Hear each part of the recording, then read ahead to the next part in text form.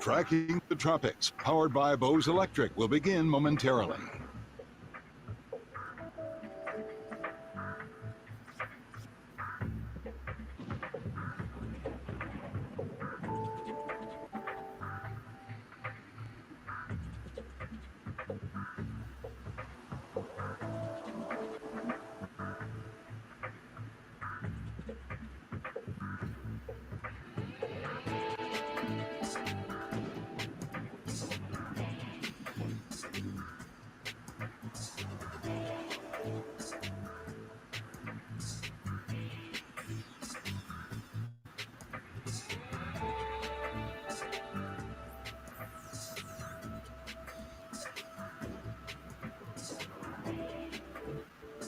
We're just waiting for the new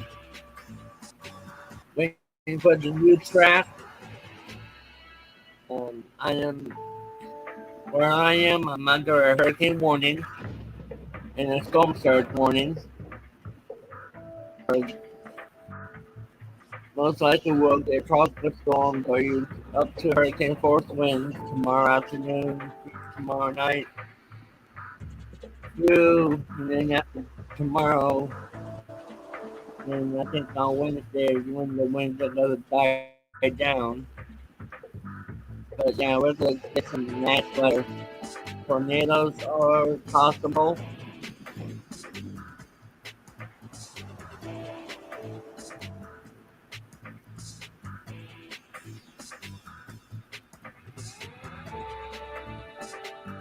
It's 5 o'clock now. We're waiting for the new update to come out.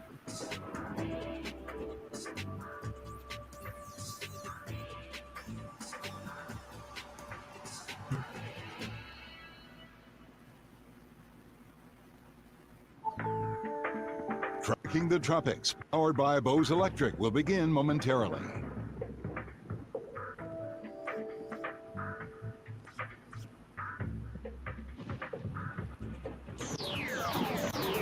Tracking the Tropics, powered by Bose Electric, will begin momentarily.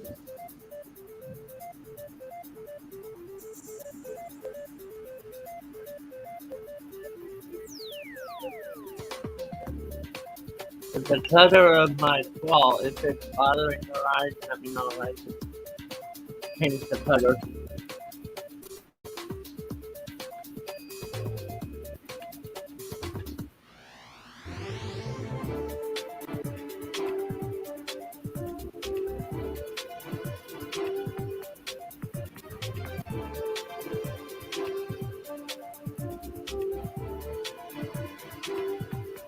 Yeah, that's the old track. Justin used to be a category 3.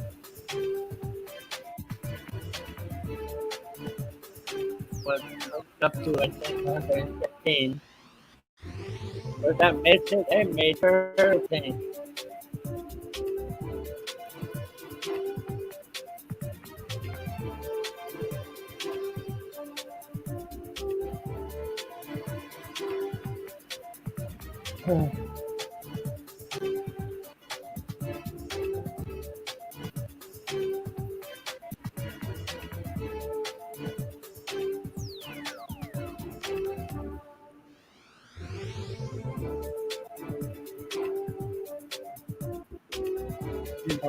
Schools, colleges are closed and will be closed. Campus Airport will be closed tonight at midnight. So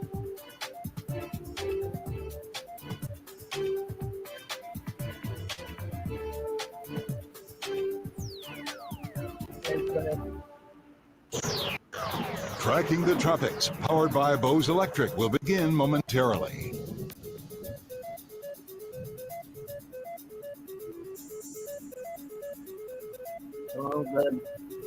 I'm gonna be busy tomorrow.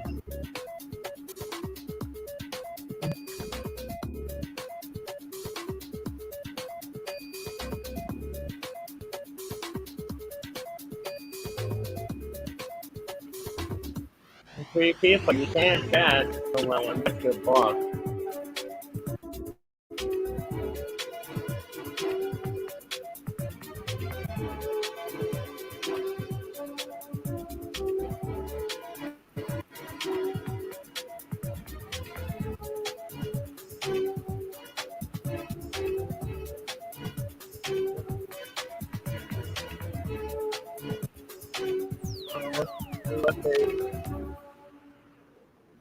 Thanks for the views and yeah. Please subscribe. Live from our hurricane headquarters with real-time analysis from some of the nation's top meteorologists. This is Tracking the Tropics, powered by Bose Electric. A brand new track, and our meteorologists say a shift in that track as Tropical Storm IDALIA, not yet a hurricane, looks poised to become a hurricane later tonight before a landfall in Florida's Big Bend at some point on Wednesday. We're live in the Stream Center to break down track, latest models, all the new information on Tropical Storm IDALIA here on Tracking the Tropics. Hello and welcome into the Stream Center with meteorologist Eric Stone. I'm JB Buno. A lot to get to, but really, we're going to get right to this. The track has shifted, and it's a little bit of a westward shift. We're going to break this down. Eric, let's send you right over to the wall because this 5 o'clock update is in. We don't have Hurricane IDALIA yet, but we do have this new track, and it's worth talking about. Yes, and the new...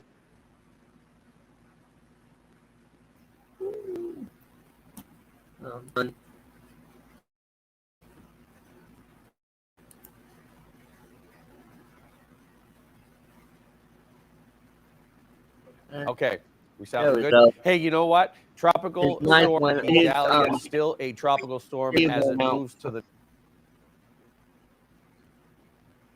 Come on. Looks like we're still dealing with a strong tropical storm, 70-mile-per-hour maximum. 2 o'clock advisory. So has the movement, but the track a little bit different, and the strength a little bit different too. Even though the European model projects a weaker storm, National Hurricane Center says, hey, we've got a Category 2 as early Tuesday afternoon. And as we head into Wednesday, look at this 120-mile-per-hour major hurricane off of Pinellas County. Now, it is a little bit further out, about 120 miles or so last run. And now look, here's Cedar Key and here's St. Mark's. Now it looks like the landfall in a Category 3 is well to the west of Cedar Key, a good 25 miles west of the previous cone, and then continues to go through the northern portions of Florida and into Georgia. So again, the further away from Tampa this storm is, the better it is for us. And look at the model plots. Every single model plot, this is the 12Z run. Every model plot is west of Cedar Key. Big difference from the 6Z run before earlier this morning, where several models were east of Cedar Key. So once again, the models are in agreement. You can see that. Very tightly packed, even 2 days out. So let's check out the GFS forecast model. And you can see this is IDALIA as it moves northward. Strengthens pretty quickly. And you see the isobars. There's several of them. There are lines of equal pressure. The more tightly packed you see, the stronger the storm system. And that is all the way through when it makes landfall somewhere in the panhandle just to the west of Cedar Key. Very strong hurricane, in fact, a major hurricane according to GFS as it moves northward. Now, the European model is very interesting to see that the European model, typically a little more accurate than the GFS, it does take a very similar path. In fact, it moves to the north. You don't see as many isobars, right? You only see 3 here. And once it gets offshore in Tampa, you only see 4 or 5. So a much weaker system come Tuesday into Wednesday compared to the GFS model. But of course, the European a little bit further to the east. But the European model is pretty much on par with the National Hurricanes Center just to the west of Cedar Key. This is our in-house graph model. And this one actually shows a pretty intense storm as early as Tuesday, late morning into the afternoon. It still takes this pretty far away from Southwest Florida and a good 100+ miles away from Tampa. And then eventually it moves right towards Cedar Key, just like all the other models. And again, the eye wall missing us here in Tampa, even missing counties such as Citrus and Hernando. Again, that doesn't mean we're not going to see some of Idalia, because we've got storm surge warnings up and down the coast, and that will continue all the way through the duration as the wind first comes out of the south Tuesday into early Wednesday, and then Wednesday morning eventually south, and then comes out of the southwest, pushing water into Tampa Bay itself. So storm surge values of 3 to 5 feet from Longboat Key southward toward Englewood Beach. As we get toward Tarpon Springs southward into Pinellas County, as well as Tampa Bay, 5 to 7 foot storm surge, 7 to 9 feet from Hernando County down toward Tarpon Springs.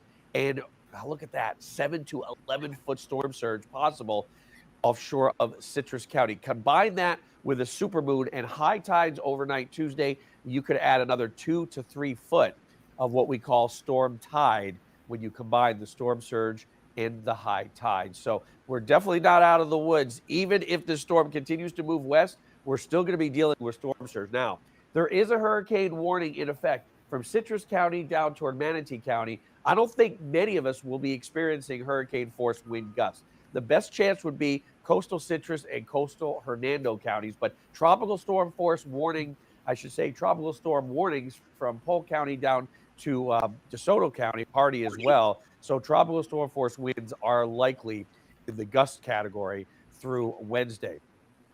The timing, it looks like just before 9 o'clock here in Tampa is the best chance of when tropical storm force winds will start. You move further to the south in Sarasota County about 6 o'clock in the evening. You move further north into Citrus County about 10, 11 o'clock at night. That will be the arrival time of tropical storm force winds. So let's talk about the wind gust. In fact, we're looking at a powerful hurricane that's 100 to 125 miles offshore. So here we are, Tuesday at 5 o'clock. We start to see those tropical storm force wind gusts, especially along the coastline. We get into the overnight hours, Tuesday night into Wednesday, and we're almost at hurricane force wind gusts along the immediate coast from Pinellas County down to Sarasota. Once we get into the early part of Wednesday morning, when the storm's as close as it will be to Citrus County, now we're seeing those wind gusts to hurricane force, and eventually mid-morning, that storm races off to the north. Tropical storm force winds last throughout the morning on your Wednesday and subside a little bit.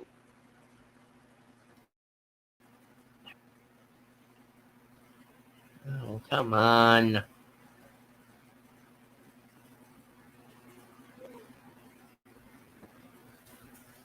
Sorry about this, folks. I don't know why it's frozen.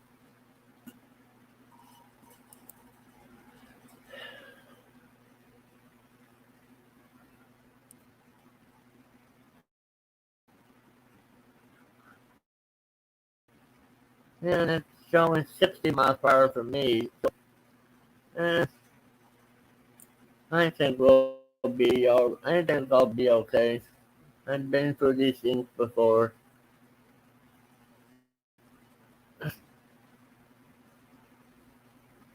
Just as long if it keeps moving away from us, our impacts will be later Wednesday afternoon and into the evening. So again, we are dealing with a powerful storm. Rain is not the issue. Storm surge is. Wind would be second. Rainfall would be third. We need the rain along the coast.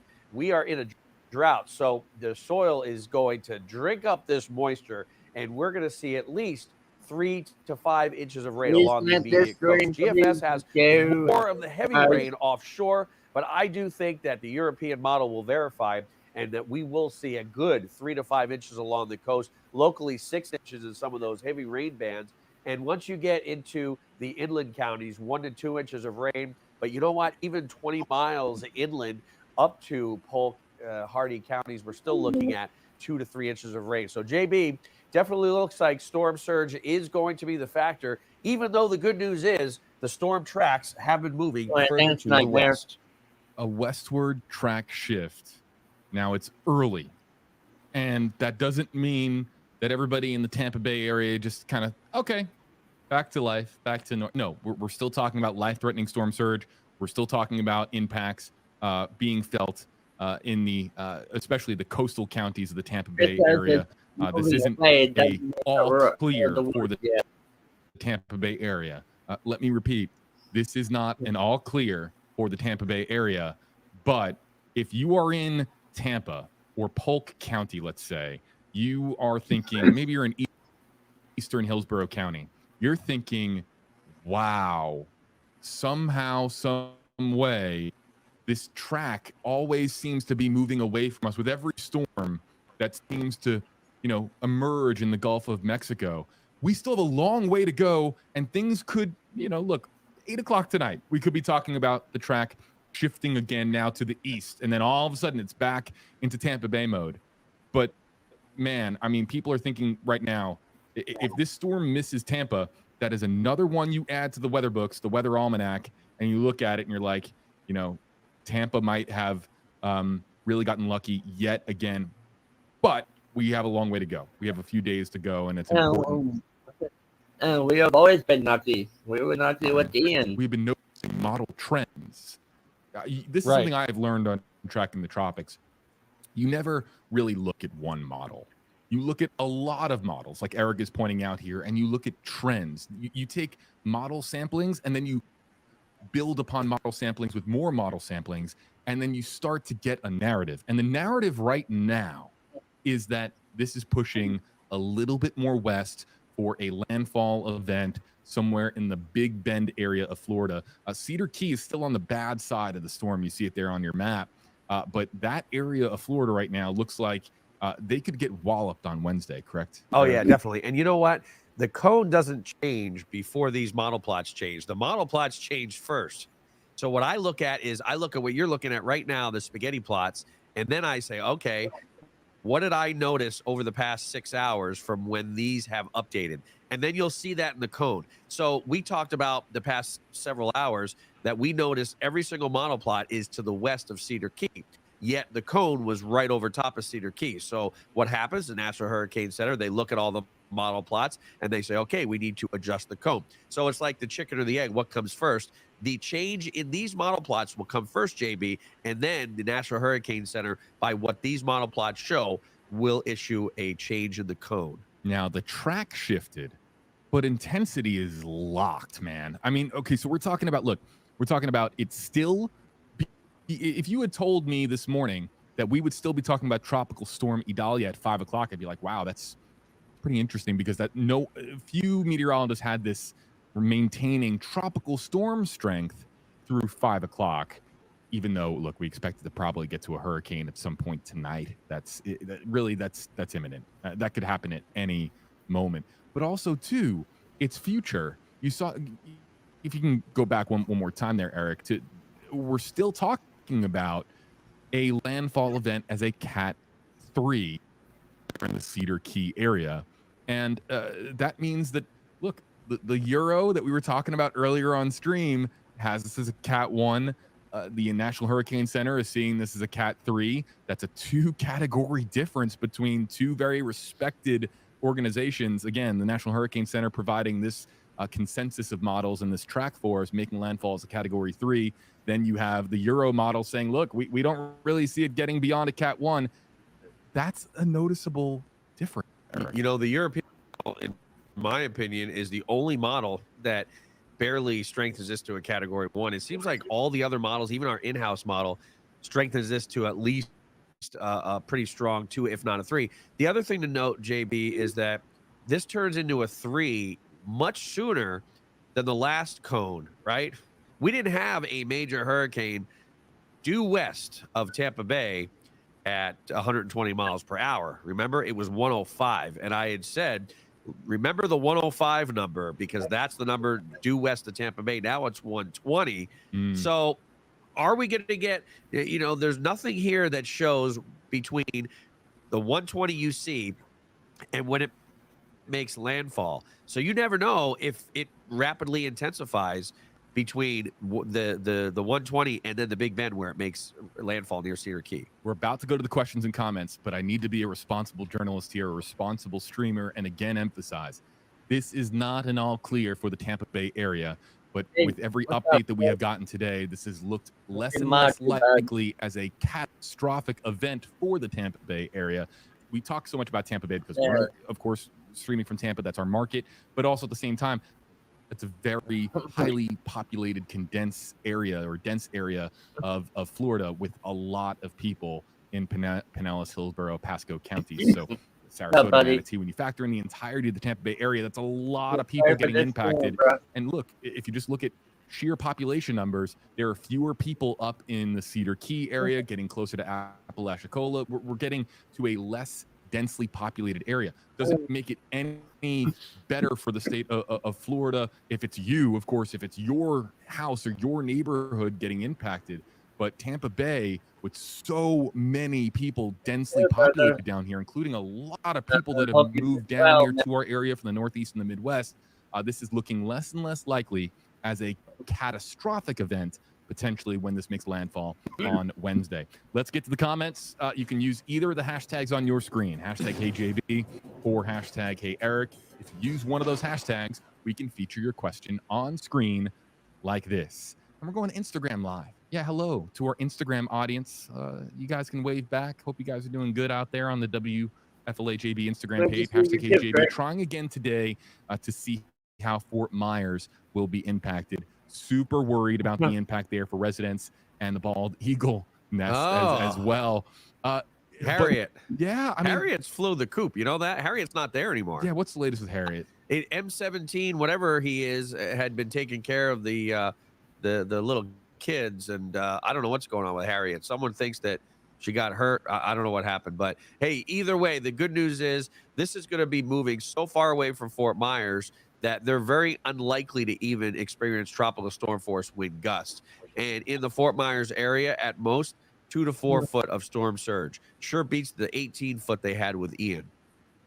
So, of course, that comment coming in, being a little bit more to our south. And look, the more south that you are right now in South Florida, the less of a significant impact are you going to feel from this storm.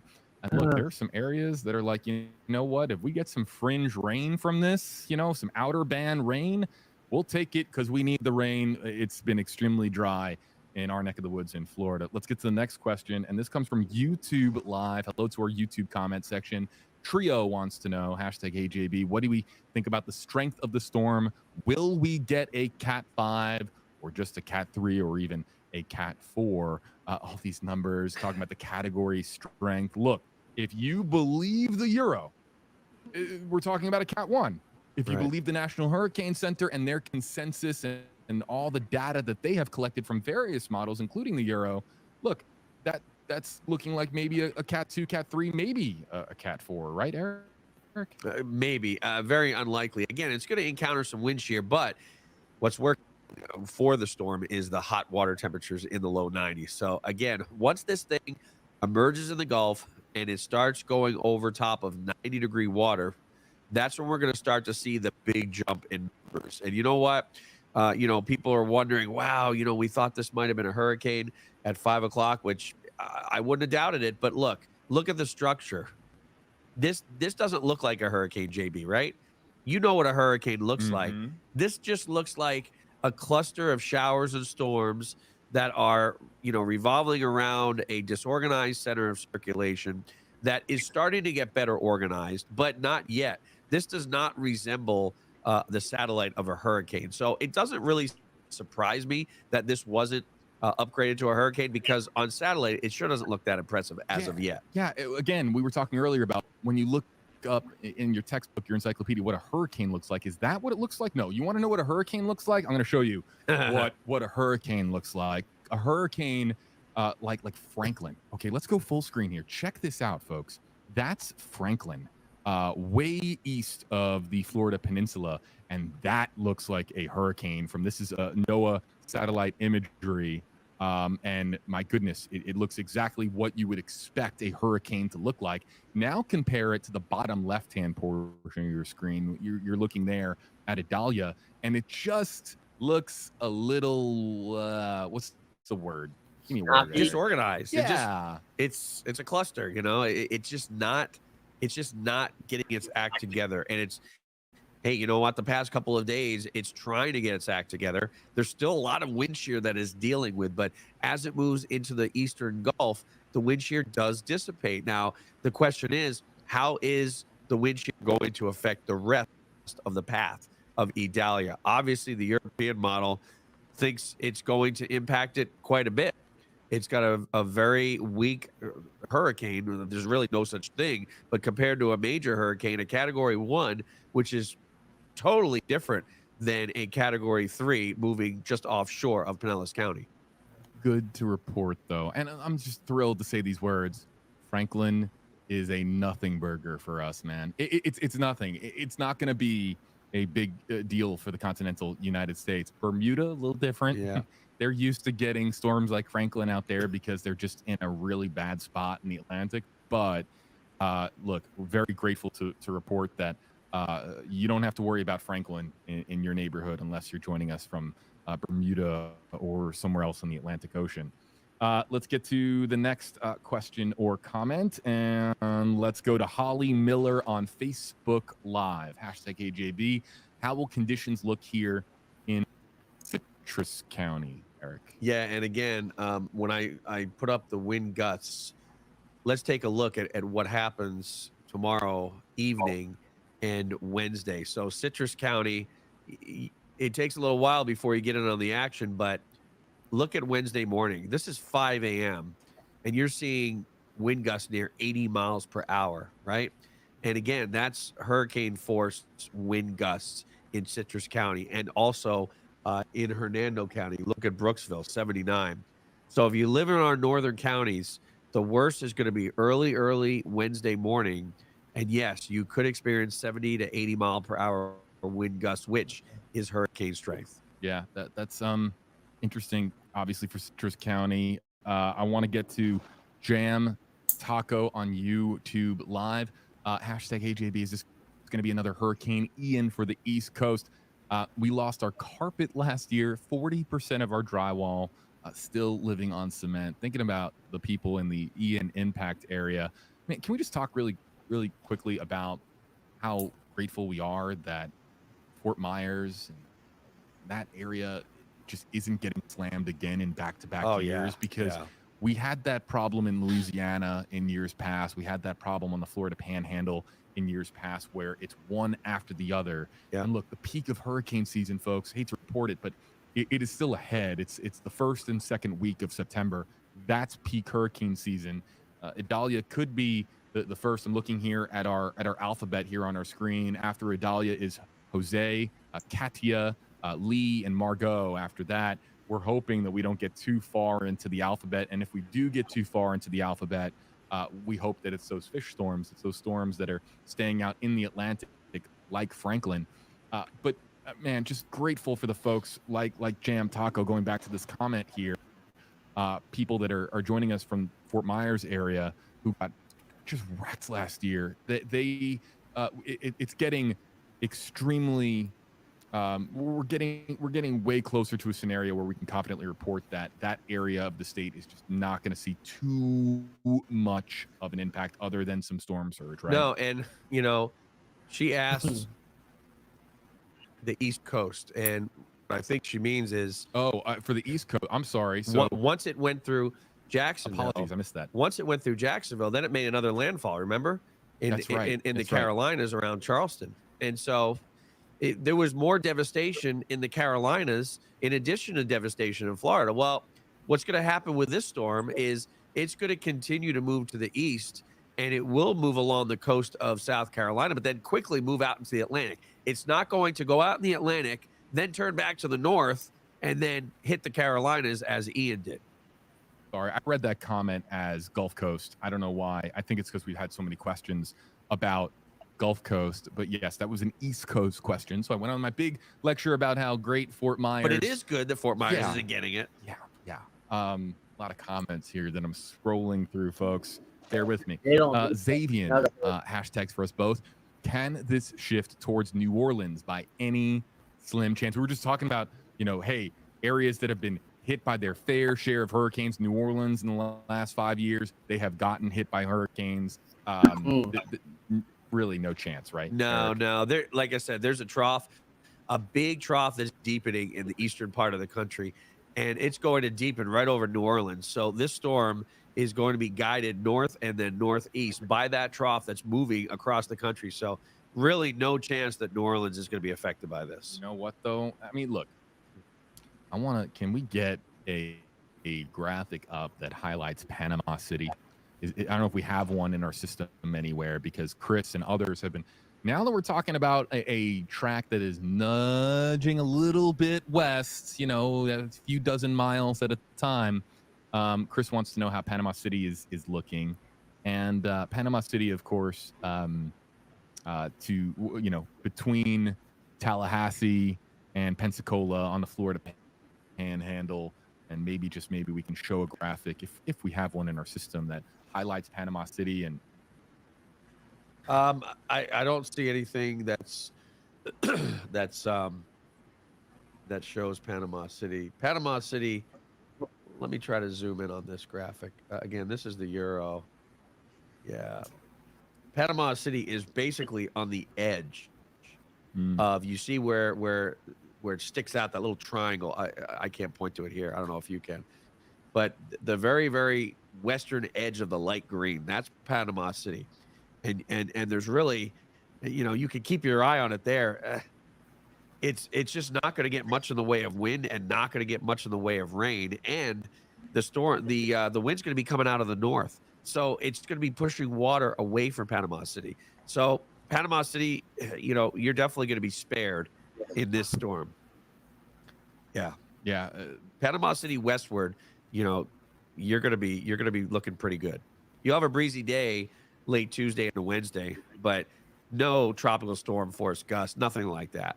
Welcome into the Stream Center. Meteorologist Eric Stone, JB Buno here with you live.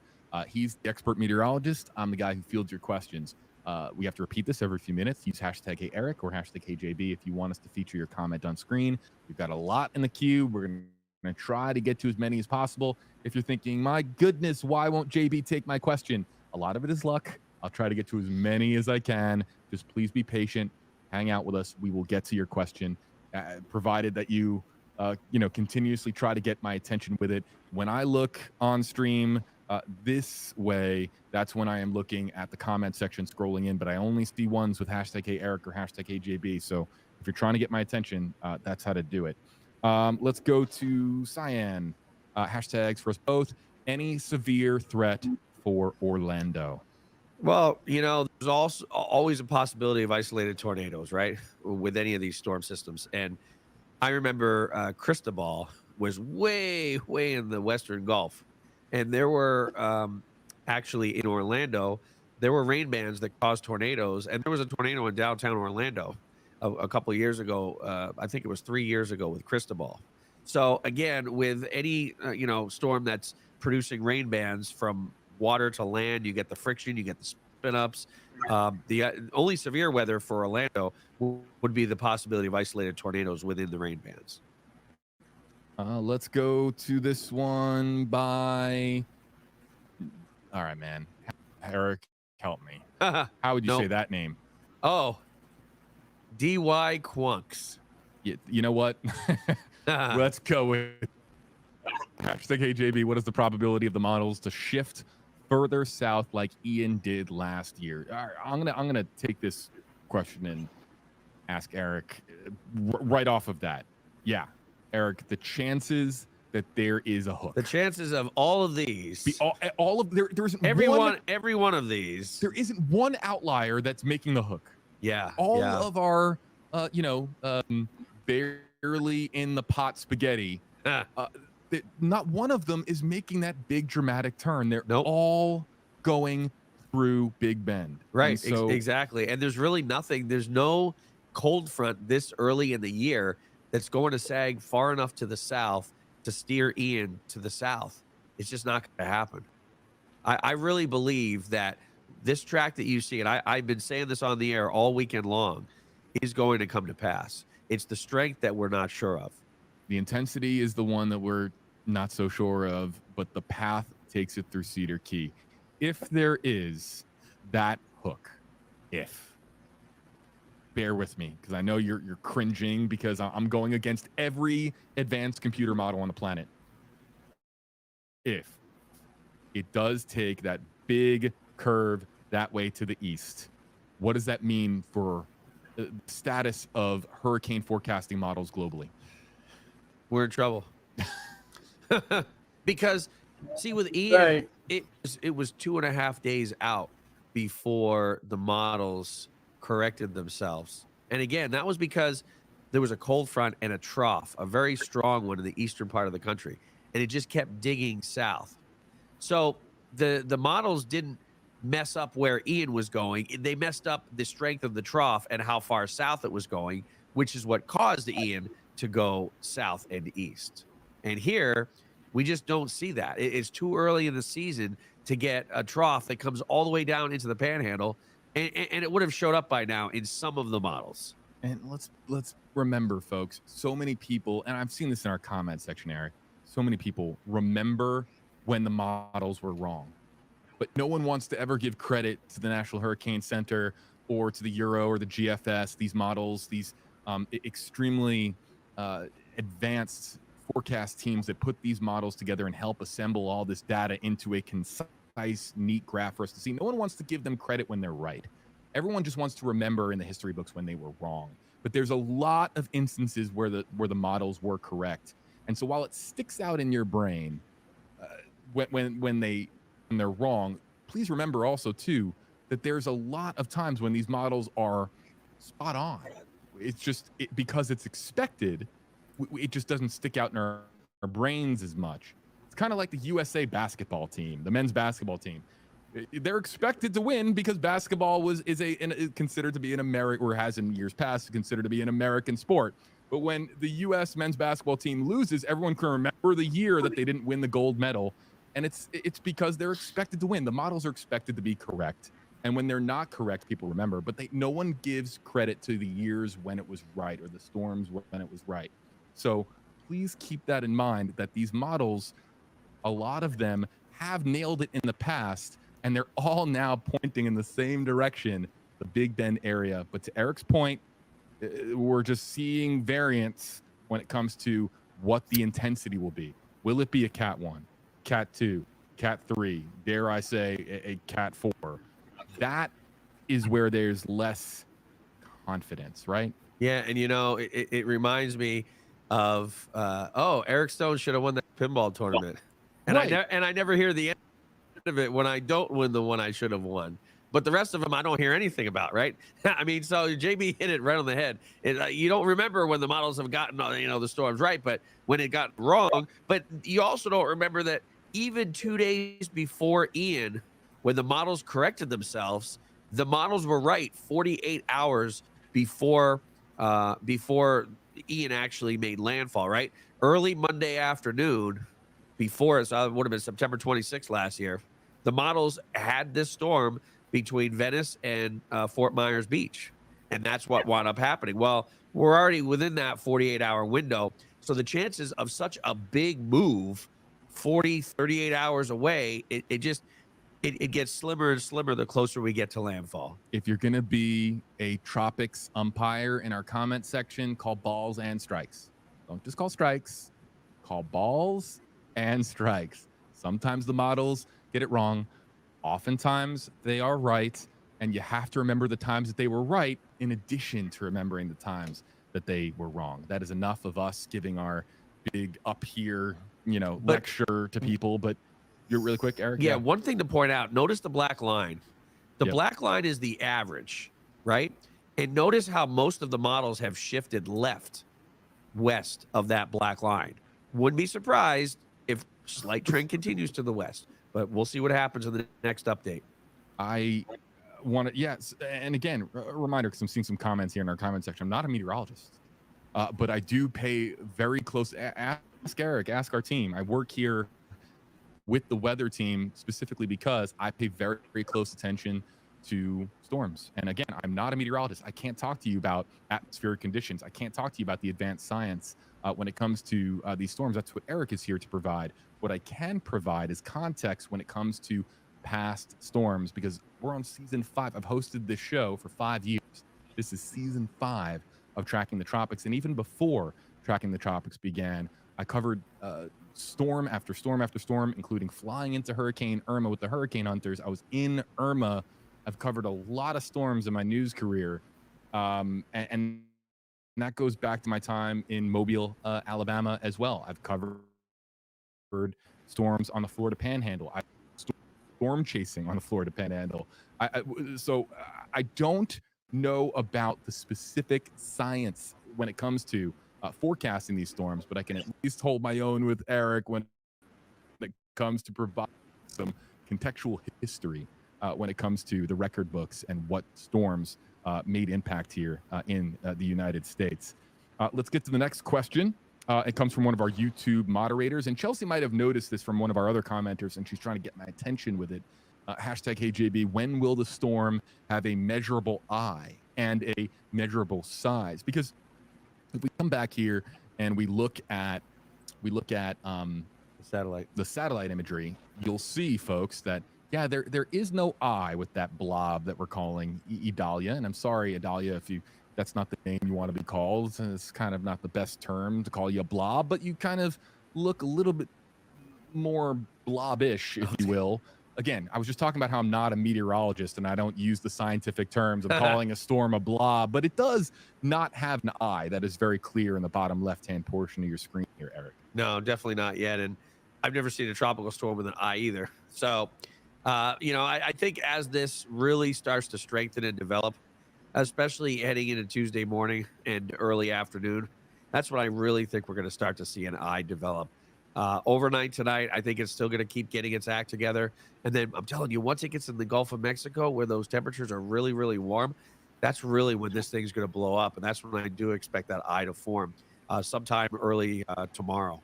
Yeah, the eye is an identifiable characteristic, and we'll be paying close attention for this, satellite imagery for more looks from space to show you what these storms look like. Again, if you're looking in the center of your screen, that's not IDALIA, that is Franklin. IDALIA is in the bottom left-hand portion of your screen near the Tracking the Tropics logo. Let's come back out and talk more about some of your comments coming in. Let's go to Facebook Live, hashtag HeyJB. Joe and Lena want to know, what about Hernando County, Eric? Yeah, I was just showing Hernando County. I mean, Wednesday morning, you look at the Brooksville area right here, and you can see early Wednesday morning the hurricane force wind gusts are possible in Citrus and Hernando, even coastal Pasco County. So again, it's going to be very windy. If you're in coastal Hernando County, you probably want to evacuate. If you're west of US 19, you want to get out of there because storm surge could be upwards of 8-9 feet. And you can see the wind, a pretty strong wind around a compact center of circulation, pushing those waves on shore from late Tuesday into Wednesday afternoon. So that's what Hernando County can expect. How about Chelsea, hashtag HeyJB, what will St. Petersburg look like? We all love St. Pete. Right. So St. Pete, being on the western side of Tampa Bay, you'll have some storm surge coming in from the south. And then once the wind shifts to the southwest, it pretty much parallels you. So there definitely will be some flooding, as St. Pete is known to do. And, wind speeds over 60 plus miles. I don't think we'll see hurricane force gusts at St. Pete, but still 60 to 70 wind gusts can do a lot of damage. How about let's go to Catherine. Catherine on Facebook Live. Hashtag HeyJB. We're on the third floor of a condo in Siesta Key. Man, I bet you're on the third floor of a condo in Siesta Key. You got a nice view of those sunsets, right? Yeah, send me a picture. I want to see that. Man, I'm sure that's a great spot. Are we safe from storm surge, though, is the big question. Yeah, third floor. We're looking at 2 to 4 feet of storm surge, okay? And, 1 story high is several feet. So being on the third floor, you're not going to have to worry about storm surge. And, Siesta Key, I mean, it will get windy at times, but I think you're going to be fine on the third floor. How about we're going rapid fire here, getting a lot of questions in. Use hashtag HeyJB or hashtag Eric. Christian wants to know, okay, we're talking about now nudges to the east with the track. Hashtag AJB, what is the possibility it starts moving more closer to the Tampa coast, and what do we expect in Pasco and in Wesley Chapel? So today has been the day of a trend of the track nudging west away from Tampa. Is there any chance that Tuesday is the day the track nudges east toward Tampa and the Tampa Bay area? I really don't think so. I think once, and from what I've seen, and I'm a perfectionist, I notice these little details that a lot of people don't notice. What I've seen with a fast-moving storm is that the models, and maybe this is why the track keeps going west now that I think about it, the models never take into account the fast-forward speed. So they try to turn the storm too early, but they don't take into account that, wait a minute, the storm's moving faster than the models expected, so it's going to move more north before it does start making that turn. So you know what? It just made me even more confident that this track is not going to shift further to the east. Yeah, but look at what's still in the cone, okay? So the cone, again, that shaded red area is where the center of the storm would go.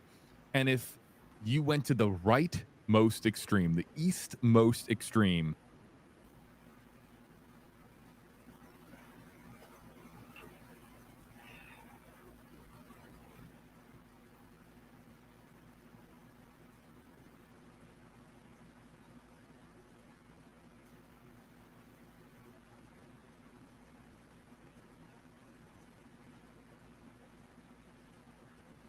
I'm falling asleep.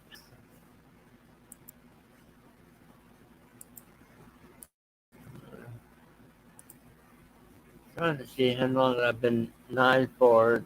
Not showing me. Come on.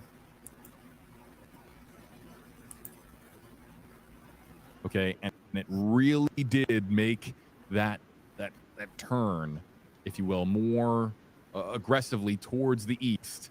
Tampa and St. Pete, while it's not going to get impacted by the eye per se, it's still more in line for that really bad storm surge, potentially some, significant winds. But it would have to really hug east in the National Hurricane Center's latest cone. Again, and with Ian, it was moving so slowly. It makes sense because the models projected Ian to move a little bit quicker than it did. So what happened was that cold front, that trough came down, and Ian was moving ever so slowly. The cold front was moving quickly. So the cold front won. And we talked about this last year, JB, if you remember. It was the battle of the cold front versus Ian. Who's going to win? And cold front won because the cold front got far enough south to steer Ian. Well, you know what? The cold front's so far north here because it's August still that this storm is moving so fast to the north, it will be, that I think it's going to move more north before it turns to the east, and eventually that will shift the cone even further to the west. I want to know here by a show of hands, and we'll do a quick emoji wall segment.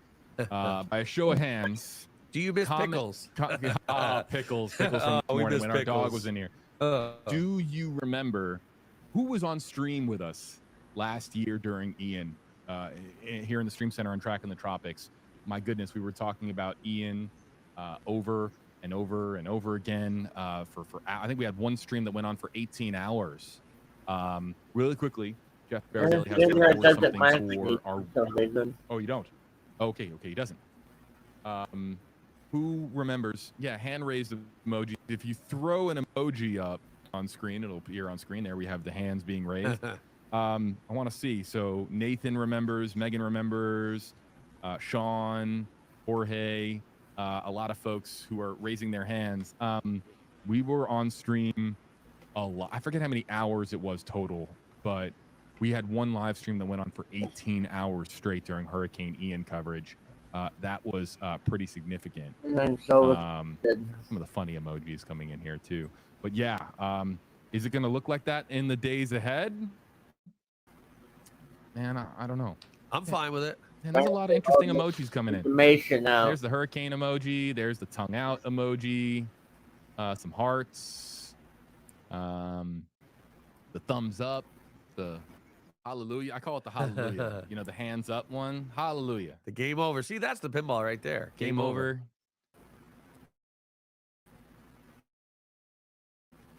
Just a quick emoji break.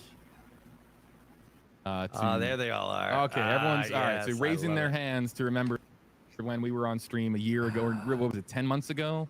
It was For Hurricane 11 Ian? months to the day. Wow.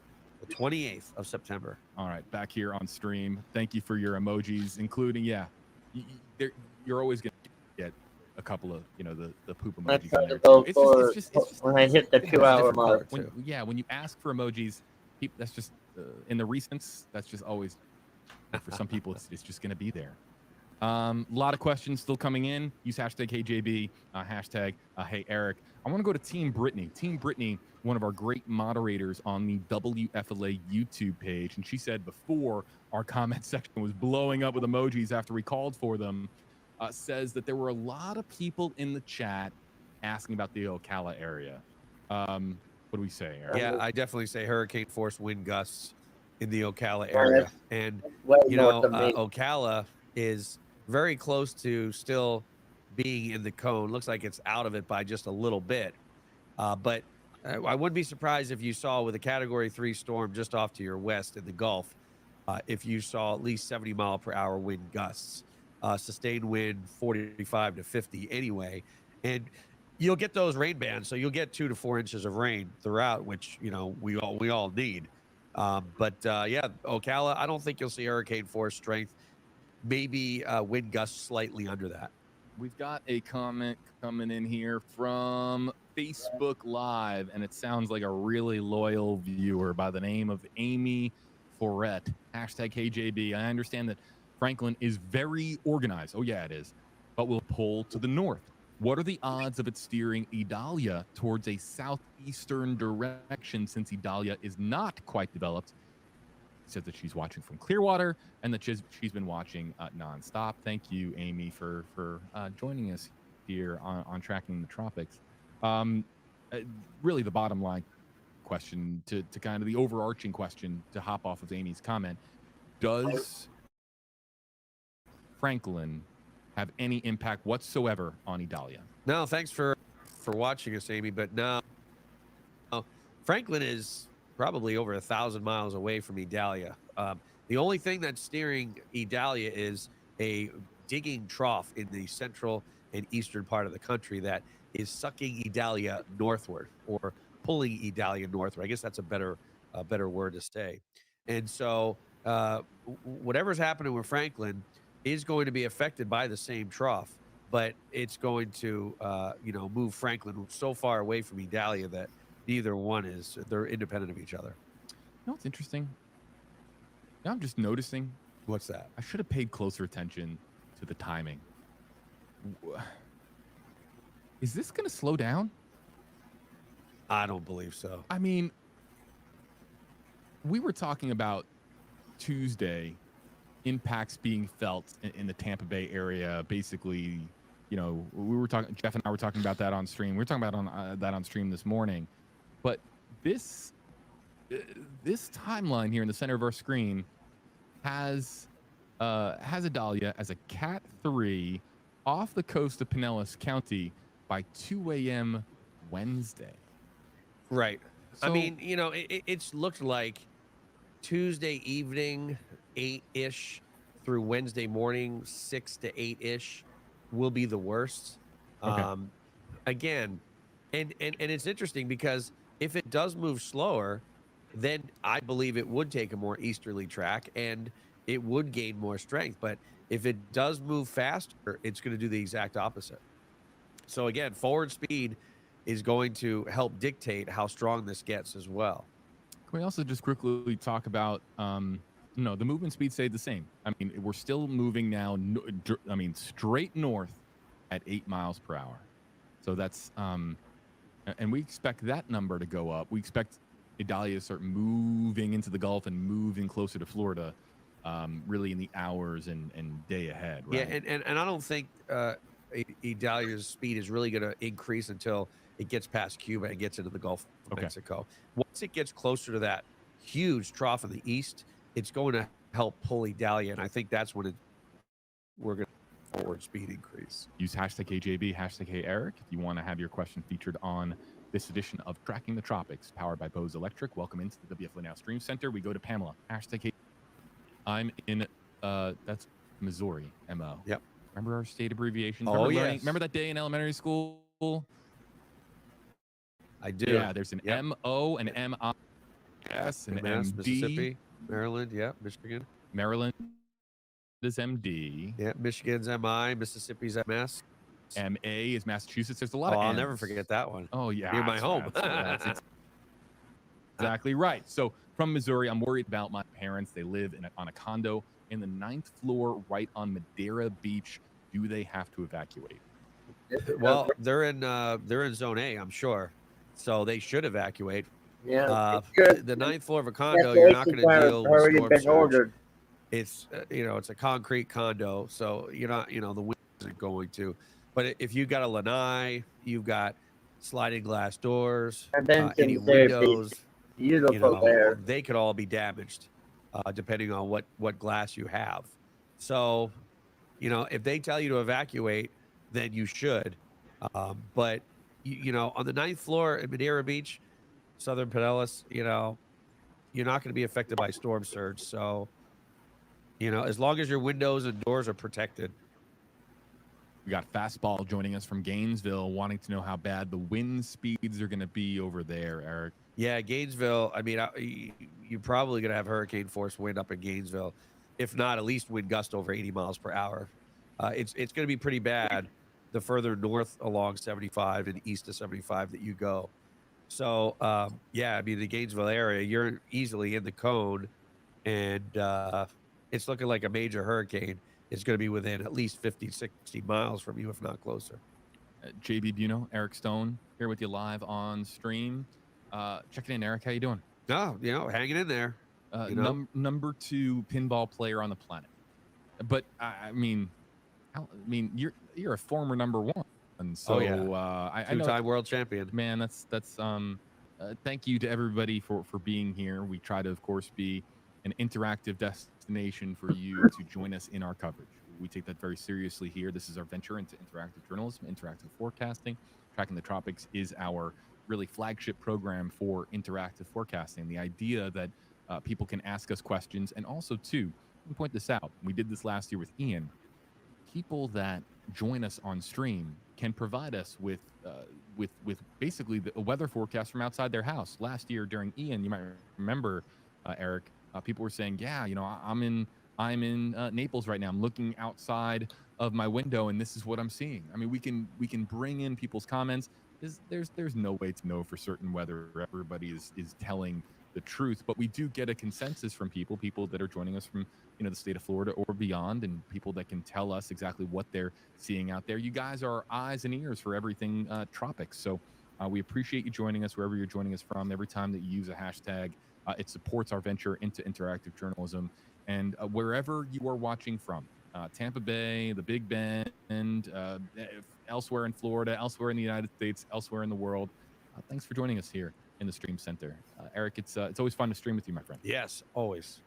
Let's go back to some of the comments and some of the questions. We were just talking about Naples. Oh. How about Misty? Naples very well. Sure do. Wanting to know, should she be concerned in Naples? The mushroom. No, definitely not. I think even along the coast, 1 to 2 foot storm surge at most. So maybe some waves crashing a little bit higher up on the beaches, Naples, Vanderbilt Beach. But other than that, just some rain bands. And again, with any rain bands, tornadoes are possible. But yeah, Naples will fare well with this storm. How about this one from Alexa? That changed live. Thoughts on Sanibel and Captiva? Yeah, Sanibel Captiva that got just demolished with Ian. 2 to 4 foot storm surge there. Hopefully it won't hamper all the new construction going and the efforts to rebuild. But yeah, I'd say about 2 to 4 foot on the Lee County Islands, Fort Myers Beach area. And again, if it keeps tracking west, it may not even be that. I'm smiling because I love sometimes we get questions like this one, and they're so beneficial for us to kind of take a step back and remember, what we're talking about here. Like, what are we talking about? Allison says, hashtag Eric, can you explain a trough in a layman's term? People that don't understand what that means. Basically, that's why when I say trough, I say trough/cold front. Basically, it's a cold front, but it's a very strong push from the north. So you could call it a cold front, but it's more of a wide. So if you look at a jet stream and you see the jet stream go far to the north, that's what we call a ridge. And then when you jet stream go far to the south, that's what we call a trough. So the jet stream is going to be going far to the south with a cold front. And that combined with the front is what eventually will steer Idalia to the northeast. But this time of year, those cold fronts don't get too far south. So it's going to take a while before it steers it to the east, which is better for us here in Tampa. It means more of a westerly track. Let's go, hey, look, the peak of hurricane season is still ahead of us. There's Franklin out there. Franklin's, nothing to us, really, other than an impressive looker on satellite. But we don't know what the month of September holds for us. So, yeah, let's go to this one from Infected Wi-Fi Signal. Wants to know, that's a fun name. I love it. Hashtags for us both. Is there anything to take note of beyond Idalia out there? Is there any X's on the map worth noting on stream that we could say, hey, this one is developing? I didn't look today, but I'm looking right now, and there's a wave off the African coast, but it's moving northwest. So it's not even moving in this direction. So there's nothing else after this that we need to be concerned about. And every day I look at the GFS and the Euro out to 10 to 14 days, and up to September 13th, I don't see anything as of yet. How about 10 seconds for a pinball question? All right. A pinball question. I will never turn down a pinball question. Well, we can't spend minutes talking pinball. Oh, all right. Eric, I'll try to be good. If you're just joining us, Eric isn't just a meteorologist. He's also one of the best pinball players on the planet. True story. Look him up, Eric Stone. So really quickly. All right. Just for I love taking a moment to break things up. Oh my gosh! Viper 1, are you kidding me? Have you ever played Captain That Fantastic? is the game that started me out on pinball. No way. 10 seconds? No. This is the Elton John pinball machine that my parents got me when I was 4 years old because the doctor said I wouldn't have hand-eye coordination because my nervous system didn't fully develop because I was 3 weeks premature, and my parents got me the Captain Fantastic pinball machine. And I also won that game in the final round of the World Championship in Fort Myers to win the World Championship. Have I ever played that game? I love it. Oh my goodness. I love it. I did not know. I had no idea that I was the game. picking the game for Eric. It started it all, JB. Without that game, there may not be Eric Stone pinball. So what you're saying is that we could probably spend hours talking about Captain Fantastic. I'm going to a tournament in Boston the weekend after Labor Day, and I just found out that game is in the tournament. I'm really excited. Welcome to live streaming, folks. It's not it's not TV. If you want TV, go watch TV. Live streaming, sometime we're going to go this way, that way. We're just going to kind of go with the ebbs and flows of the comment section, your comments. Someone asked us earlier whether or not we like pineapple on pizza. Maybe these are topics we could revisit, but we got to get back to the subject matter at hand. I'm starving. Sarah Beth Lastro, hashtag AJB. What about, look, Polk County, the area, of course, between Tampa and Orlando. We've got a lot of folks joining us from Lakeland. What do we look? Polk County, they're inland. They don't have to worry about coastal flooding, and they're slowly but surely getting a little bit farther away from the center of this track right now. Polk County is where I do my pinball stream in Lakeland. 120 pinball machines. But hey, you know what? Polk County, maybe some tropical storm force wind gusts, but I don't think we're going to see much in the way of damage in Polk County. As far as rain, you'd be lucky to get 2 inches of rain out of this storm. It's so far away from Polk County that you'll have very minimal effects. We've got this one, and I just want to load this up. It's taking an extra second here to load. It's from Steve, who is asking this question and seems to be in disbelief with all the question marks that I am seeing here. But Stacy says, hashtag HJB, is it really going to be a Cat 3 in Suwannee County? Oh, I mean, Lake City, that's, I'm trying to remember my geography. I think it's going to weaken once it makes landfall, the storm weakens. I think, I personally think at best it'll be a Category 2. But again, the models, even the GFS model has a weaker storm the last run than the previous run. So I don't know if these models are picking up on wind shear or what. And I don't know if the National Hurricane Center is saying, hey, you know what? There's 90-degree water out in the Gulf of Mexico. So, this thing's going to blow up. It's almost like two forces acting against each other. Which one's going to win? But I would say Suwannee County, I would prepare for at least a Category 2.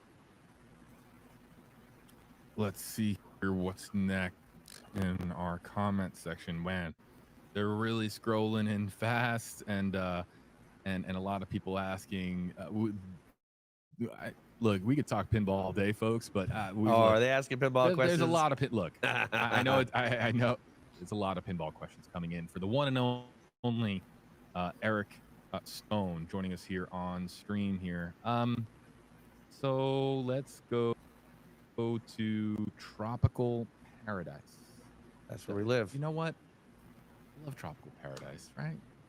And we're right in the middle of it. Beach with a beverage right now sounds really good. Some white sand, crystal clear water.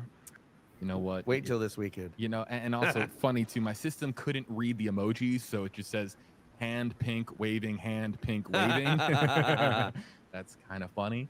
Hashtag HJB and Eric, Taylor County impact, chances of a bad surge, and how far inland. Now, is it Taylor County north? I believe it is, yes. And I'll try to give everybody a city that will help us. Is it near Clay County? Let's see. No, it's Big Bend. Yeah, right? It is. Yeah, it's right in the Big Bend. We're 19 and that 98 cross. That is in play. Let me be clear. This is in play as a landfall county. It is actually, and it's just to the east of Tallahassee. Now, I'm sorry, what was the question? The impacts in Taylor County? How chances of a bad surge and how far inland? I mean, we're talking pretty bad, right? Yeah, we're talking 19 is still pretty far away. 98 still pretty far away too. It looks like the western portion of Taylor County, if you're south of 98, you could see some pretty hefty storm surge. The eastern parts, up and down, if you're south or west of 19 by a mile or two, you definitely could be picking up 10 or more feet of storm surge out of this, because it's literally heading right in your direction. It's interesting. It's funny. Some of our commenters, they're right on it. Like, they get it. They understand Florida geography, and they know towns, they know areas. So Christina was asking about Keaton Beach, but said, also just wanted to chime in there saying that Taylor County is Big Bend. Thank you for that. And asking specifically about Keaton Beach, because that too is right there, Big Bend of Florida. Right. And look, let's just be clear. Keaton Beach, Fish Creek, Horseshoe Beach. I mean, anywhere north of Horseshoe Beach to Keaton and around the Big Bend, again, you could be talking about 10 to 12 foot storm surge, and that's no joke. I mean, it's making a direct landfall in your neighborhood, so you definitely want to stay away. You want to evacuate. My thoughts, if you're in that part of the country, anybody, I would just get on I-10 and head west, because 4 or 5 hours, not even that, probably 3 hours, you're in Pensacola area, and you're well away from this storm. Yeah. Look to Christina and others joining us from whether it's Taylor County or Keaton Beach or the Big Bend area. We mean this with all sincerity and seriousness. Heed the warnings of your local evacuation officials. Know your evacuation zone and take preparation, or no, I need preparations. Just take action now. This is the time now to be having real conversations about what you are going to do. It's extremely important and that is an area. Look, we always talk about impact areas. Ian, last year it was Fort Myers and really the southern end of our viewing area as well that got impacted. Now it could be the north end of our viewing area into the Big Bend area. Just please be careful. Be careful, because this is a storm to be taken seriously. And while, look, if the Euro's right, and if it is a Cat 1, that's not like, that shouldn't give you reason to go, oh, it's just a Cat 1.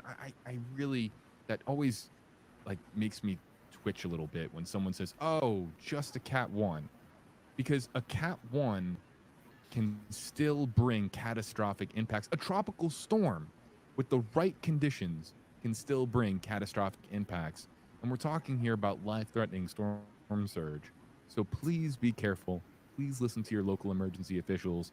They prepare all year long for these scenarios. They plan evacuation routes. They do the evacuation maps. So much is done year-round to prepare for these scenarios. Please listen to them. They work so hard to keep you safe, you and your family safe, your property safe. And this is the time to really be listening in for what your local officials are saying. We've had a lot of questions coming in about Bradenton, so let's go next to Bradenton, and it comes in from Tyra Taylor on YouTube Live. Hashtag, wow, twice for me. That's weird. Hashtag, hey JB and Eric, what should Bradenton expect? Yeah, definitely tropical storm force wind gusts. As you can see here, midnight Wednesday, or I should say midnight Tuesday night into Wednesday, 65 mile an hour according to this model. But I would say definitely storm force wind gusts over 50 to 60 in the Bradenton area, and several inches of rain. And again, if you do live along the coast closer to Whitney Beach or Anna Maria Island, you definitely want to evacuate, because 3 to 5 foot of storm surge combined with the extra high tides already with a supermoon, it's definitely going to flood the immediate coastline. Let's go to, you know what? You ever just have that one town name that's just fun to say? It rolls off the tongue. Chesapeake. Ooh, that's your favorite? Well, that's one of them. Yeah. Yep. Florida's got some great. Fonona-Sassa. Fonona-Sassa is an awesome one. Homosassa Springs. You just name it. There's some great ones. How about Apalachicola? Yeah. Ooh, that's fun name to say. So yeah, Apalachicola, definitely. It looks like the storm is going to be slightly to the west, east rather, of Apalachicola. So there, it looks like you're not really going to be dealing with the effects as Cedar Key southward are going to deal with, because the western side of the storm, the winds are, pulling water away from your neighborhoods from the north, and the heaviest of the rain will be to the east of the storm. So Apalachicola and Panama City, yeah, I mean, things are going to be a lot better for you in this one than other storms. How about we'll go to Marmar? This is interesting. Marmar. Interesting. Hashtag HJB. Will it be a Cat 1 or maybe a strong tropical storm by the time it gets all the way up to Charleston, South Carolina? So I can only manipulate the graphics so much. Otherwise, Jeff and Rebecca will say, what's going on? But I'm going to do it here, just not save it. It was on the map there for a second. Yeah. Yep. So what I need to do is we'll extend this for 3 days, and then we'll expand the view so you can see. So here's Charleston. There's the timeline about 2 o'clock in the morning, Thursday. It does look like it is still a tropical storm, and it's encountering a lot of land before it, So it's a category 1 in, south central Georgia.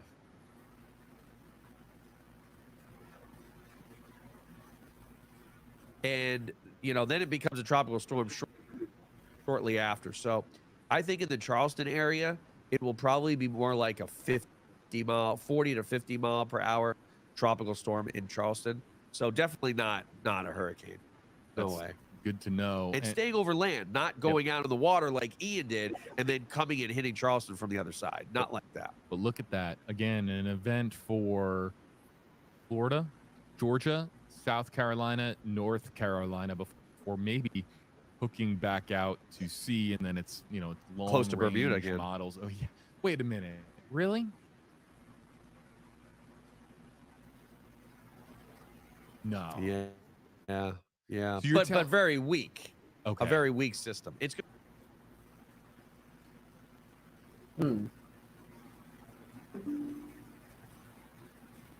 to be it's going to be what we call extratropical. It's going to merge with a cold front, and then just I don't know why it. race. So the winds will probably be I don't know 40, where 50 you're miles at, an hour, and it's going to be a crazy. quick mover. Not like Crazy, or whatever your name is.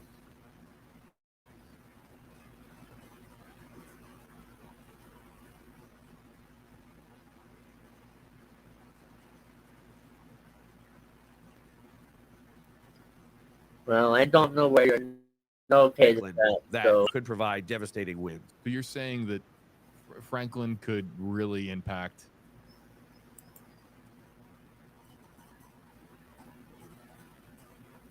I don't know where you're at, crazy, but yeah. And also, don't use camps in the chat. Bermuda, Correct. And then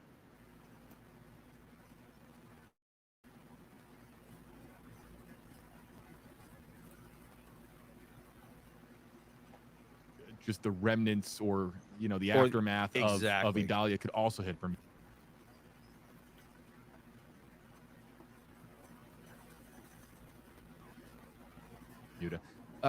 Don't fly. Look, love Bermuda. I've been there, just not a place you really want to go for the next week or so. It's out. Yeah. Oh yeah. Here we go. Yeah. See that little island right there? Yeah. It looks like Idalia is probably going to move to the north of Bermuda. And Franklin's going to move just west and then north of Bermuda. So they're going to be kind of scraped by both of these systems. Okay, so not a direct hit for No, either. not a direct hit. Good, because I'm just there are people there that you don't want Bermuda to. No, it's a very nice vacation spot. I still haven't been yet. Yeah, no. Someday. I went once when I was a kid, and it's a great spot. You just don't to think that there's one speck of earth that could get hit by both Franklin and Idalia, and again, you're calling it scraped, so that's better. But it's such a vulnerable spot. Just an island right there. Yep, agreed. Let's go to Tiffany on Facebook Live. Going to Daytona Beach. Want to know about the threats, the flooding, the potential for damaging winds there in Daytona Beach on the east coast of Florida. Yeah, the good news is this time around, this storm's staying on the west coast, and look how far away from Daytona Beach and Cape Canaveral it really is. So rain bands here and there. It's not going to be. It's Daytona Beach. Not much at all. That's good. Another place I've been. Daytona Beach is a great spot. Oh my gosh, I went there and I saw the cars driving on the sand. I said, "Wow, this is pretty neat." Yeah, I went to Daytona International. I've covered the Daytona for the 500. I try to.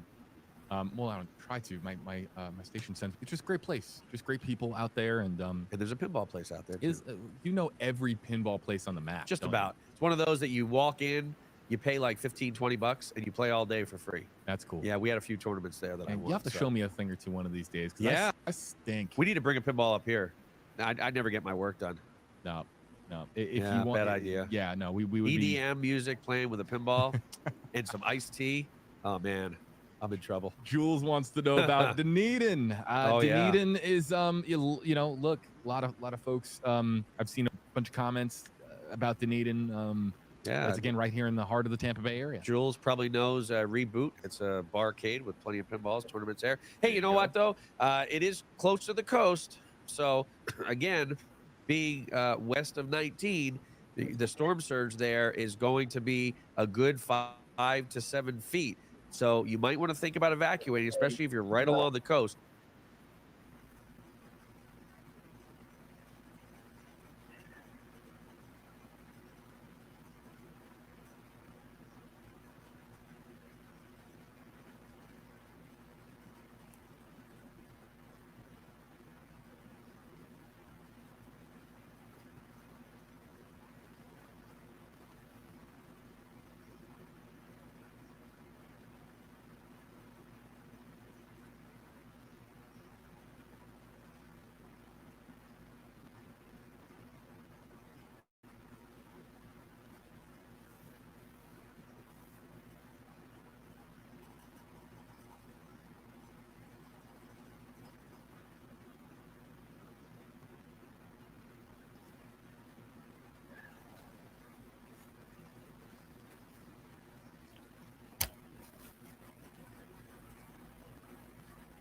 I know there's a road that goes right along the Gulf there, and it's a really pretty sight, but it's going to get inundated with water, and so you may want to evacuate that area with strong tropical storm force wind and approaching hurricane wind gusts. I don't think you quite make it there, but still, it's going to be pushing a lot of water onto land, JB. Hydration, man. We got a drink over there? Oh yeah, but I'll get to it. I'll Okay. get to it later. Folks, hydrate. Wherever you're watching from. I got some Gatorade today. There you go. Nice. Gatorade. Just take care of yourselves, everybody. Hydrate. Eric Muhammad, #KJB. Hi. Hi, Eric. Well, Hello. Other Eric. Oh. Other Eric. Well, Eric, hi to you, Eric Stone, and Eric Muhammad joining us. Can you explain more about storm surge, how far inland it can go, and what damage 10 feet of storm surge can do or go? It could go, excuse me, it could go a mile inland at least. And 16 to 18 foot of storm surge at Fort Myers Beach did go a mile inland. And you know what? Basically where storm surge is, it's the wind pushing the Gulf of Mexico water onshore. And so it's pushing it into the beaches, into homes, into neighborhoods. That is a storm surge. So imagine you're at the beach and you see a 10-foot wave coming. So that 10-foot wave is when the normal beach would be dry. So right basically at the base of, like when you put your feet in the sand and it's splashing on your feet a little bit. Imagine a wave 10 foot high right there. That takes a while before that wave dissipates into nothing. And so it can be a half mile to a mile, a quarter mile to a half a mile with a 10-foot surge. But again, the wind is pushing that water. So it's 10 foot up in the air, but it's being pushed by the wind too.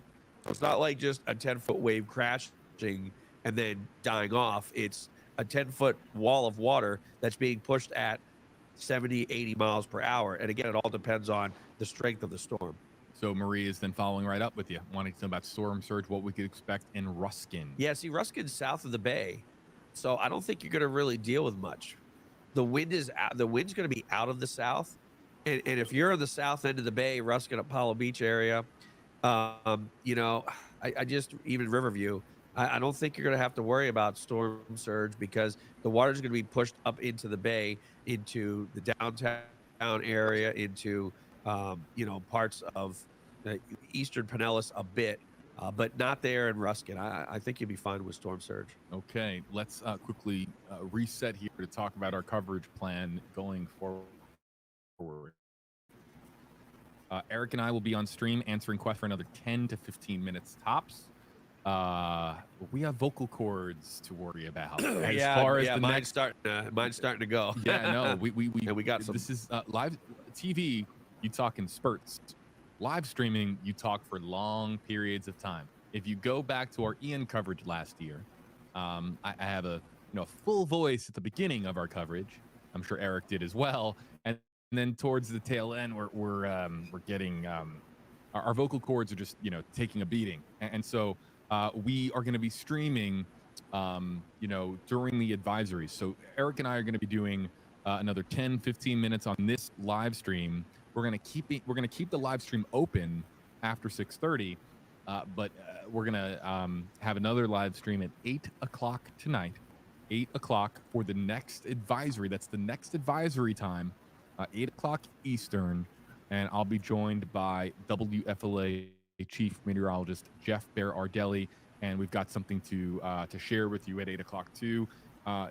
It's of course a tool that our audience knows very, very well, Eric, a tool that we'll be talking about at 8 o'clock that will really help our audience track tropical storm. Our favorite. Idalia. I think Jeff copyrighted it. He should have if he didn't. Yeah, it's coming your way at 8 o'clock, and we look forward to looking at it and examining it and showing how it's going to be part of our toolbox. Different things that we do specifically here in the Stream Center on Tracking the Tropics to help you track the progress of a storm and get a better idea as to where it is going to go. So another 10-15 minutes here on stream with pinball champ Eric I don't know where you're Stephanie located Lindsay at, wants to know I so live you- in Port Richie, west of Are you in 19, Florida too? in a canal home. what kind of storm surge am I looking at? Well, I mean, if the canal's to your Oh, I south, am. then You you turn can this definitely down, be this time. expecting some storm surge. And again, if you're west of 19 and you're in zone A, I believe, did they say that they had to? You know manage where the in Florida register? you I'm don't not have sure to yet, live out but I red think that's trucks. a Just good tell me option what. to What try part to of go Florida are somewhere you on else, the west maybe coast inland some, because you're along the or coast, you're in along the path canals, of the you're going to storm? get several inches of rain, and you're going to be getting some of that storm surge too. In Pasco County, they're looking at 6 to 8 foot Speed of in T. southern Pasco. So again, it's not looking the best for you.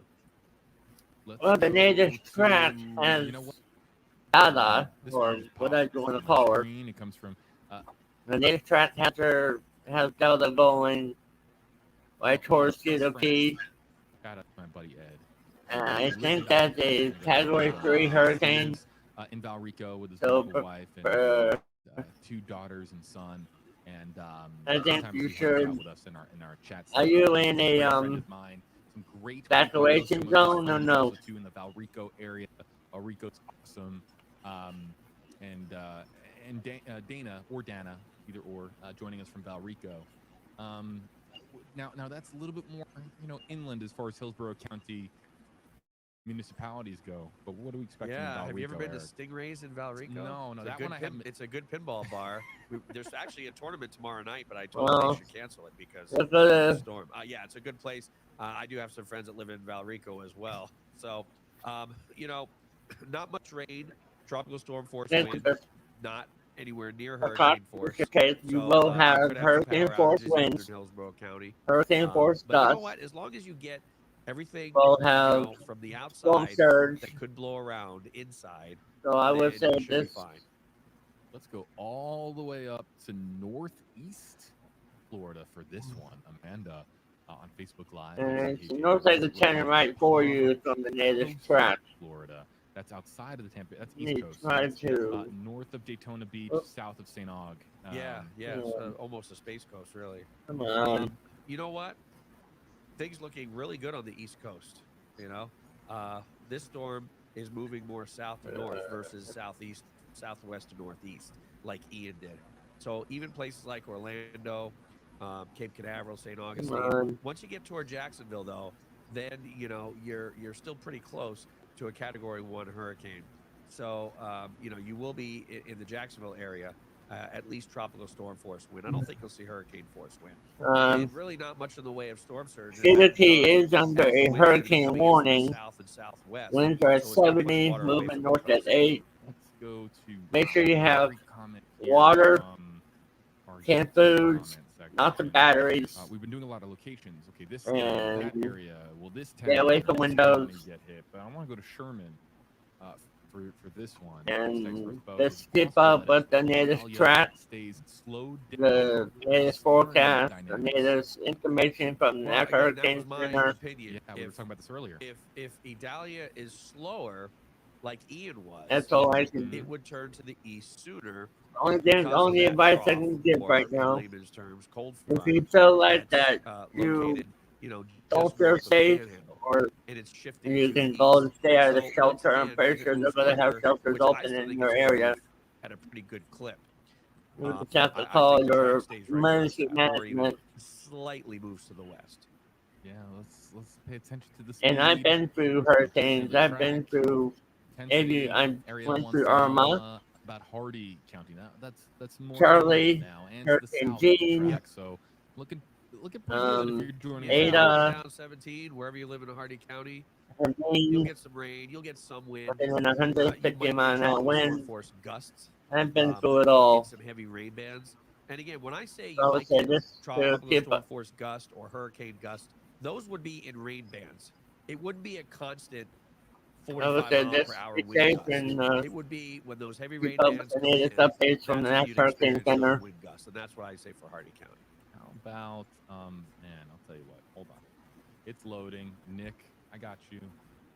Nick wants to know, and look, I have family in this area, and I'm not picking out areas, by the way, that I have connections to. It's just all of a sudden I'm seeing town names that do have I know people in. which is kind of Right. interesting because all day long it's just been about other areas where I've no connections. But this one, I know people in Carrollwood, in North Tampa, because that's right here in Tampa. Nick wants to know about Carrollwood. Yeah, you know, you're far enough away from the bay that I don't think you'll be inundated with storm surge. But you know, you are going to experience at least 60-mile-an-hour tropical storm force gusts and tropical storm force sustained winds in Carrollwood, in the Tampa Bay area, North Tampa as well. Of course, the further inland you are, the better you'll fare in regards to wind. But yeah, I mean, tropical storm force wind across Hillsborough County definitely. I don't think we'll quite get to hurricane force wind gusts. I don't think we'll quite get that strong, but I wouldn't be surprised 50, 60-mile-an-hour wind gust. Yeah, my family members will be very grateful to know that that Carrollwood right now, things have improved in the last 24 hours for Tampa. Really, the greater Tampa area, Carrollwood. I mean, going up to Northdale, up to Lutz, down, look, even to other sections of Hillsborough County. I mean, things have improved for the time being, provided that you're not in one of those low-lying, flood-prone areas, or if you're, on a property on the coast. I mean, things have improved as far as the outlook for Tropical Storm Idalia, no doubt. Let's go to, you know what? Hold on, one more location question, and then we have a good one from Kayla in the queue as well. Corey wants to know about Kissimmee. Kissimmee, Orlando area, still not really. I'm not really concerned about that area at all because it's so far off the track of Idalia. I don't think you're going to see tropical storm force wind. You will see some rain bands, but really not going to be that bad in Kissimmee. That's good news. Let's go now to a really, this is a good question. It's a good question. We talked about this last year during Ian coverage quite a bit. When Ian was graduating to becoming a much larger and robust, powerful storm. How does the tornado threat on the east side of this look, Eric? I mean, spin-up tornadoes are... Right, and that's where you see it on the east side of the storm. Anytime you get those rain bands over water, and they're already rotating, and then you add the friction of land to it, it just creates these spin-up tornadoes. They're very, very weak. They're EF zeros, but still, I mean, they can do damage, and they do damage. So we will be watching for tornado warnings as early as tomorrow afternoon, JB, all the way through parts of Wednesday morning. Yeah, there's a lot to talk about when it comes to when we transition from storm coverage mode to landfall coverage mode. We're talking about land impacts, videos, pictures. These are things that you can send our way to the WFLA team and provide us with a look as to what it's like in your neighborhood. This is interactive journalism, interactive forecasting. So you guys can send in stuff to our news team. Of course, they will then communicate with you to get an idea as to when and where that image or video was taken, and then we can feature it on Tracking the Tropics. But we'll get more into that as our coverage continues and we transition from storm coverage to landfall coverage. That is going to do it for our Q&A portion. Eric, you've been with us on stream all day. You're going to be with us on stream in the days ahead. I can't wait. I really do look forward, especially when a storm's getting closer. I mean, I have such a good time. I nerd out. I do. Yeah, we nerd out here when we're not on stream. Well, that's true. So off stream we nerd out. On stream we're nerding out. Eric and I are very much the people that we are off stream is exactly the same as the people that you see on stream. We of course take our jobs very, very seriously, but we also will try to smile and have some fun. And even though subject matter and things look really grim for certain sections of Florida, some moments of levity are really sometimes really welcome in our coverage. At least people tell us that, because it's an opportunity for us to just take a break from all of the doom and gloom of covering a tropical storm or covering a hurricane. Just kind of take a breath and take a step back and relax. Try to interact with you guys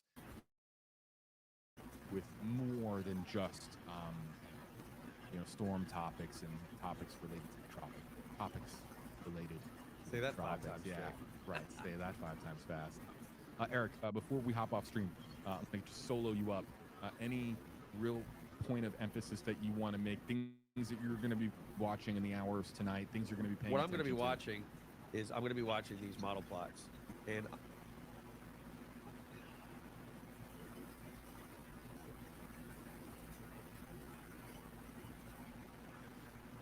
I'm going to be seeing if we see any more shift to the west. And if we do, then the National Hurricane Center will keep that in their forecast and shift the cone to the west. So I look at the model plots first. I see what's going on. You can go to websites like tropicaltidbits.com. That's one of my favorite ones. And you can look at the same model plots that I look at, and then determine if the Hurricane Center is going to shift this cone or not. Yeah, these models, they help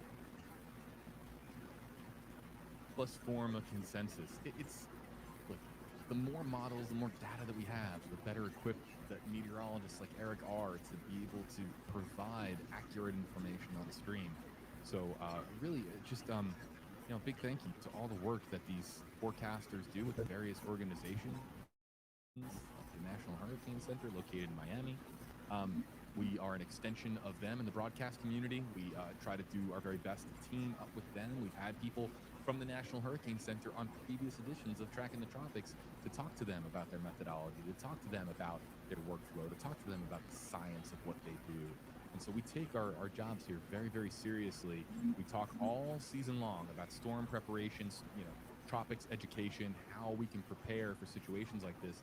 And then when the storm actually arrives, we can revisit those topics, talk more about how we get as informed as we do when it comes to forecasting storms at IDALIA. So we really appreciate you joining us. If you're one of our Tracking the Tropics super fans out there, maybe you subscribe to the podcast on Spotify, Apple Podcasts, maybe you join us every week on Facebook or on WFLA.com, you read the articles online. If you're one of those super fans, we really appreciate it.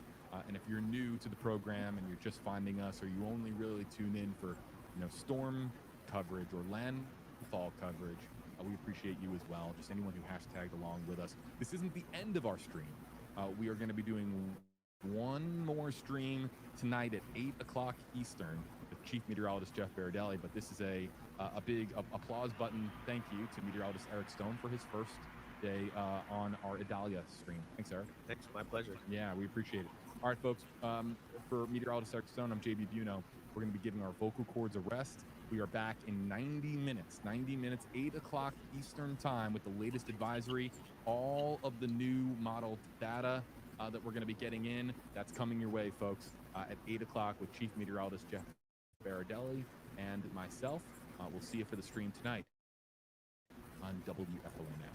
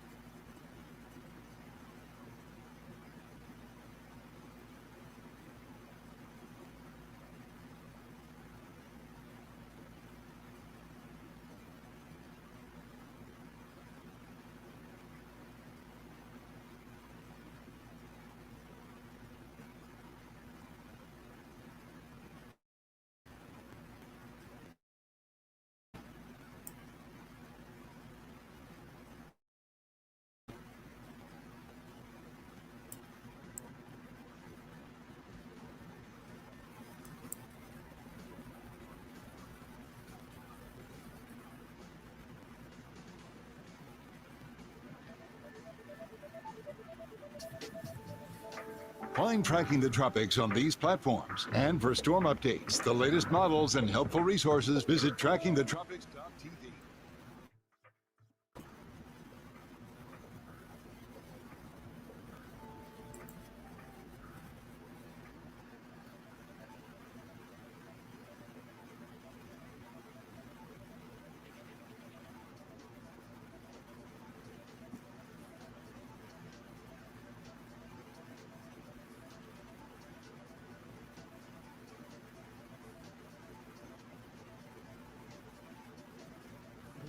Oh, come on.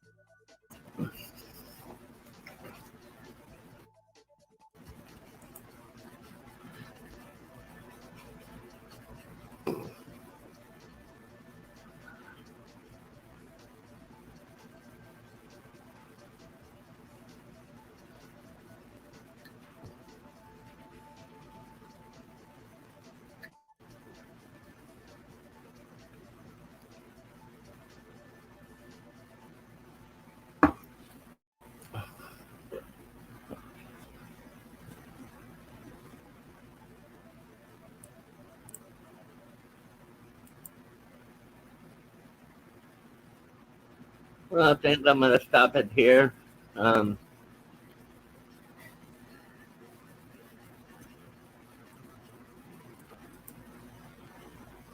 Then those that are in Florida, please be safe.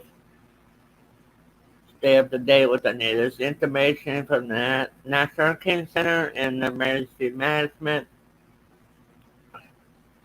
Thanks for coming, Trip. It was good to see you, brother. Hope you're doing well. Great, Nightmare, thanks for coming, dude.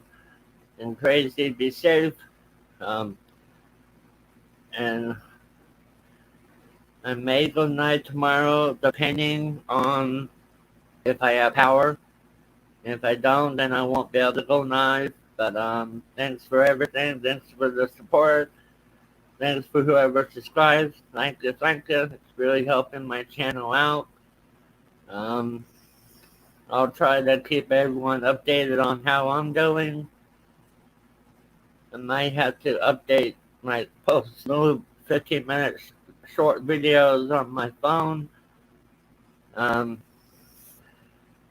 Hope to see everyone here soon. Hopefully we won't lose power, but you never know with these type of systems.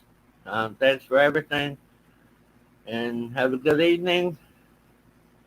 And if anything changes with the track or intensity or anything like that, I may just upload a video or go live for a minute. But thanks for everything. Hope to see y'all soon. Take care.